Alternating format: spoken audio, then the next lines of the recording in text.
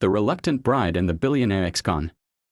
Lena Moretti's wedding day was nothing like the fairy tales she had once dreamed of. At 22, she stood stiffly in a borrowed dress, her fingers clutching a bouquet of grocery store lilies, staring at a man she barely knew, her soon-to-be husband, Jackson Kane. He was an ex-convict. A man with a shadowed past and cold, calculating eyes. Her father had arranged the marriage to settle his gambling debts, assuring her he served his time and is paying off what we owe. The first year was unbearable. Jackson was distant, his silence cutting deeper than any words. He worked odd jobs, disappearing for days, returning with ink-stained hands and a mind always working, always scheming. Lena resented him until the night she stumbled upon his hidden notebooks. Blueprints.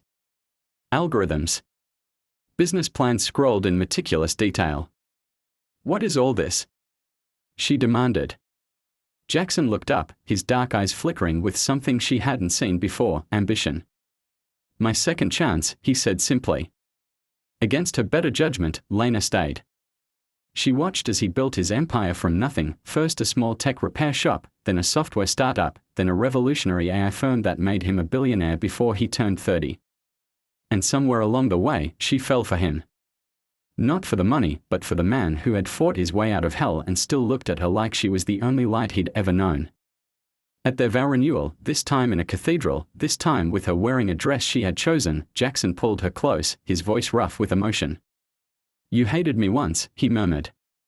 Lena smiled, pressing her forehead to his. "And now I choose you.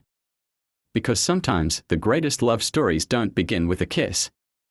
They begin with a debt. A deal. And a man who was always meant to rise." For more stories, please subscribe, like and share. Thank you.